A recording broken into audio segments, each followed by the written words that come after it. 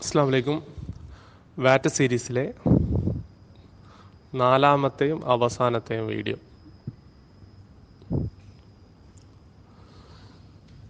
പലരും എന്നോട് ചോദിക്കുന്ന ഒരു കാര്യമാണ്, ഈ വരുമാനം കുറച്ച് കാണിച്ചിട്ട് 3,70,75,000 താഴെ കാണിച്ചിട്ട് വാറ്റ് രജിസ്റ്റർ ചെയ്യാതിരുന്നാൽ ഈ ടാക്സ് കൺസൾട്ടൻറ്റിനൊക്കെ മാസത്തിൽ കൊടുക്കുന്ന ഒരു തുക ലാഭമല്ലേ, പിന്നെ അതിൻ്റെ ഒരു ചൊറയും ഇല്ലല്ലോ എന്നൊക്കെ.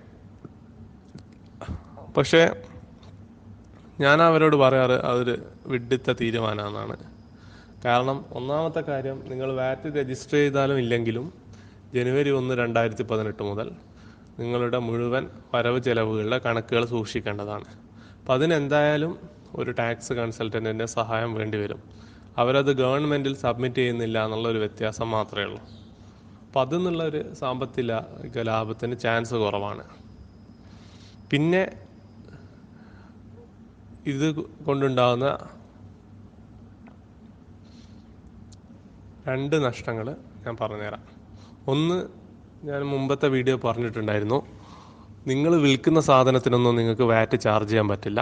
പക്ഷേ നിങ്ങൾ പർച്ചേസ് ചെയ്യുന്ന മുഴുവൻ സംഭവങ്ങൾക്കും വാറ്റ് ചാർജ് ചെയ്യണം. അപ്പം അത് കാരണം നിങ്ങൾക്ക് എന്തായാലും ഒരു സാമ്പത്തിക നഷ്ടം ഉണ്ടാവും. ഇത് കൂടാതെ വേറൊരു കാര്യം നിങ്ങൾ ശ്രദ്ധിച്ചിട്ടുണ്ടാവുമെന്ന് കരുതുന്നു. ഇനി മുതൽ 2018 ജനുവരി 1 മുതൽ നിങ്ങൾ ചെയ്യുന്ന ഓരോ സെയിലിൻ്റെയും ഒരു 5% ഗവൺമെൻറ്റിന് കിട്ടുന്നുണ്ട്. അപ്പോൾ നിങ്ങൾ വാറ്റ് രജിസ്റ്റർ ചെയ്തിട്ടില്ലെങ്കിൽ നിങ്ങൾക്ക് മാത്രമല്ല ഗവൺമെൻറ്റിനും ആ 5% കിട്ടുന്നില്ല. അതുകൊണ്ട് തന്നെ ഗവൺമെൻറ്റിന് ശക്തമായ രീതിയിൽ നിങ്ങളെ ബിസിനസ് പരിശോധിച്ച് നിങ്ങൾക്ക് 3,70,75,000 മുകളിൽ വരുമാനമില്ല എന്ന് അവർ ഉറപ്പ് വരുത്തുന്നതാണ്. അപ്പം അങ്ങനെ ഉള്ള വരുമാനം താഴെ കാണിക്കുകയാണെങ്കിൽ എന്ത് സാഹചര്യമാണെങ്കിലും അവരത് പിടിക്കപ്പെടുമെന്ന് തന്നെയാണ് എനിക്ക് തോന്നുന്നത്. അപ്പം വാറ്റ് രജിസ്റ്റർ ചെയ്യാതിരിക്കൽ അത്ര നല്ല ഓപ്ഷനല്ല എന്ന് നിങ്ങൾ മനസ്സിലാക്കണം. മാത്രമല്ല, ഇതിൽ നേരത്തെ നമ്മൾ പറഞ്ഞ പോലെ തന്നെ നിങ്ങൾക്ക് കയ്യിൽ നിന്നൊരു പൈസ നിങ്ങൾ കൊടുക്കുന്നില്ല. കസ്റ്റമർ അടുത്തുനിന്ന് വാറ്റ് കളക്ട് ചെയ്ത് ഗവൺമെൻറ്റിനെ ഏൽപ്പിക്കുക മാത്രമാണ് ചെയ്യുന്നത്. അതുകൊണ്ട് തന്നെ വാറ്റ് രജിസ്റ്റർ ചെയ്യൽ തന്നെയാണ് ഏറ്റവും നല്ല തീരുമാനം. അപ്പോൾ ഇത് അവസാനത്തെ ക്ലിപ്പാണ്. ഇതുവരെ പറഞ്ഞതിന്ന് ഒന്ന് ചുരുക്കി പറയാം. നമ്പർ 1, ഡിസംബർ 4, ഇനി 2 ദിവസം കൂടിയേ ഉള്ളൂ ആണ് അവസാനത്തെ തീയതി. എത്രയും പെട്ടെന്ന് വാറ്റ് രജിസ്റ്റർ ചെയ്യുക. രണ്ടാമത്തെ കാര്യം, വാറ്റ് രജിസ്റ്റർ ചെയ്യാതിരിക്കൽ ഒരു നല്ല ഓപ്ഷനല്ല. ഇനി ജനുവരി 1 മുതൽ എന്തൊക്കെയാണ് നമ്മളെ ബിസിനസ്സിൽ മാറ്റം വരേണ്ടതെന്നാണ്. ശരിക്കും പറഞ്ഞാൽ അതിനെക്കുറിച്ചുള്ള ഒരു യഥാർത്ഥ പിക്ചർ ഇതുവരെ കിട്ടിയിട്ടില്ല.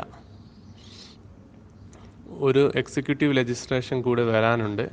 അത് വന്നാൽ മാത്രമേ നമ്മൾ എല്ലാ സെയിലിൻ്റെയും ബില്ല് സൂക്ഷിക്കണോ, അതോ ഡെയിലി എത്ര സെയിൽ ചെയ്തതെന്ന് മാത്രം സൂക്ഷിച്ചാൽ മതിയോ, ഓരോ സെല്ല് ചെയ്യുന്ന ഓരോ ചായയുടെയും ബില്ല് വെക്കണോ, അതോ ഇത്ര ദിർഹത്തിന് കൂടുതൽ ഉള്ള സെയിൽസിന് മാത്രം ബില്ല് വെച്ചാൽ മതിയോ തുടങ്ങിയ ഒരുപാട് കാര്യങ്ങൾക്ക് ഇപ്പോഴും ക്ലിയർ ആയിട്ടുള്ളൊരു ആൻസർ കിട്ടിയിട്ടില്ല. അപ്പം എക്സിക്യൂട്ടീവ് ലെജിസ്ലേഷൻ വന്നാൽ അതിന് കൃത്യമായ ഒരു പിക്ചർ കിട്ടും. അതുവരെ ഇത്ര മാത്രം കരുതുക, ഇതുവരെ നിങ്ങൾ ചെയ്ത പോലെ ആയിരിക്കില്ല അടുത്ത വർഷം മുതൽ നിങ്ങളുടെ ബിസിനസ്. കൃത്യമായ കണക്കുകൾ വേണം വരവിനും ചെലവിനും. എല്ലാവർക്കും ഇത് ഉപകാരപ്പെട്ടിട്ടുണ്ട് എന്ന് കരുതുന്നു. എന്ത് സംശയങ്ങൾക്കും ഈ കാണുന്ന മൊബൈൽ നമ്പറിലേക്ക് കോൺടാക്റ്റ് ചെയ്യാവുന്നതാണ്.